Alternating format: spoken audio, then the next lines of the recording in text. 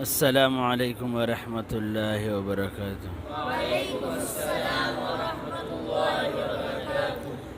اعوذ باللہ من الشیطان الرجیم۔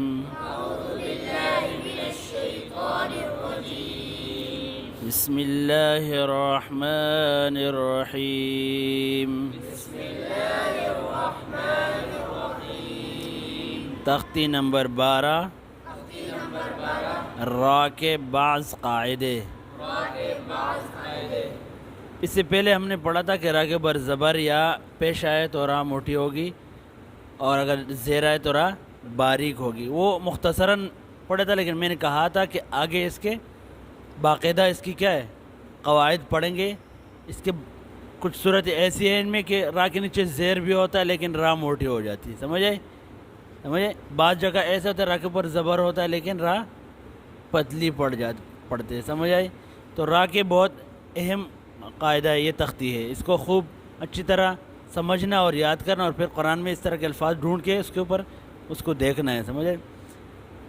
جب را پر زبر پیش، دو زبر دو پیش یا کڑا زبر آئے تو را موٹی پڑھیں گے، سمجھ آئی؟ را کے اوپر زبر زیر پیش، دو زبر دو زیر دو پیش یا کڑا زبر آئے تو را موٹی پڑھیں گے، سمجھ آئی؟ جیسے باصارا، را کے اوپر زبر ہے تو را کو موٹا پڑھیں گے، باصارا، باصار، رسول، رسول، را کو موٹا پڑھیں گے کیونکہ را کے اوپر پیش ہے، بشرن، بشرا، سرورن۔ یہاں دیکھو ایک را کے اوپر پیش اور دوسرے را کے اوپر دو پیش، تو دونوں موٹی پڑھیں گے، سرور، کبرا، کڑا زبر را کے اوپر تو را کو موٹا پڑھیں گے، کبرا۔ آگے را ساکن سے پہلے زبر یا پیش آئے تو را موٹی پڑھیں گے۔ را کے اوپر جو کیا ہے، را کیا ہے، را کے اوپر کچھ بھی نہیں ہے، جزم ہے، لیکن اس صورت میں اس سے پہلے والا حرف کو دیکھیں گے، را سے پہلا والا حرف، را سے پہلا کو کیا ہے، حمزہ ہے، یہاں پہ اس مثال میں را سے پہلے حمزہ ہے، تو پہلے والے حرف کے اوپر اگر زبر ہو یا پیش ہو تو را موٹی پڑھیں گے، اور سل، را موٹی پڑھیں گے، اور سل، یہ را ہے، اس سے پہلے قاف ہے اور قاف کے اوپر زبر ہے، تو اس را کو بھی موٹا پڑھیں گے، قریۃ، قریہ، یہ دیکھو را ساکن اس سے پہلے پیش، تو اس کو بھی موٹا پڑھیں گے، قرآناً، قرآن، فرقانا، فرقانا۔ اب را ساکن، یعنی ساکن کس کو بولتے ہیں؟ جس کے اوپر جزم ہو، جس کے اوپر کیا ہو، جزم ہو۔ جزم ہم نے کہا تھا دال کی طرح چھوٹا سا مڑا ہوتا ہے، اس کو جزم کہتے ہیں۔ را ساکن سے پہلے زیر یا ساکنہ ہو تو باریک، را کو باریک پڑھیں گے۔ را ساکن سے پہلے کیا ہو، زیر ہو، یا ساکنہ ہو، را سے پہلے یا ہو اور وہ یا کیا ہو، ساکن ہو۔ ساکن کس کو بولتے ہیں؟ جس کے اوپر جزم ہو، تو را باریک پڑھیں گے۔ جیسے را ہے، را ساکن سے پہلے شرعتاً، شرعہ، فرعون، فرعون، یہ را جو ہے یہ باریک پڑھیں گے، سمجھ آئے؟ خیر، خیر، دیکھو یہ را ہے، اس سے پہلے یا ہے، یا ساکن، یا کے اوپر کیا جزم، یہ ساکن ہے، تو اس را کو بھی باریک پڑھیں گے، خیر، بصیر، دیکھو وقف سے پہلے اس کو ہم کیا کریں گے، موٹا پڑھیں گے کیونکہ را کے اوپر اپنے دو زبر ہے، بصیر، لیکن جب ہم وقف کریں گے تو اس کو کیا کریں گے، پھر پتلا پڑھیں گے، بصیر۔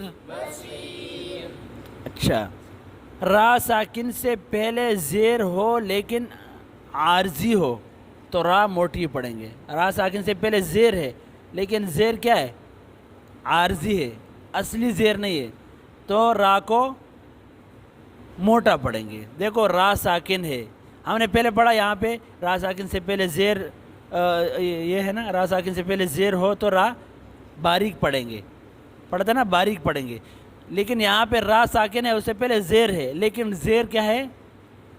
اصلی نہیں ہے, عارضی ہے, تو اس صورت میں را موٹی پڑھیں گے. ارجع, یہ زیر اصلی نہیں ہے, سمجھے, تو اس لیے اس کو موٹی پڑھیں گے. ارجع, ارجعی, ارجعی, ارجعوا, ارجعوا. یہ تینوں مثالوں میں یہ زیر جو ہے یہ زیر عارضی ہے, اصلی نہیں ہے, اس لیے اس را کو بھی موٹا پڑھیں گے. را ساکن سے پہلے زیر جدا کلمے میں ہو تو را موٹی پڑھیں گے, سمجھے, جدا کلمے, دوسرے کلمے میں. جیسے ارتابو, ایک کلمہ یہ کیا ہے, یہ الف سے لے کر آگے الگ کلمہ ہے, اور حمزہ اور میم الگ کلمہ ہے.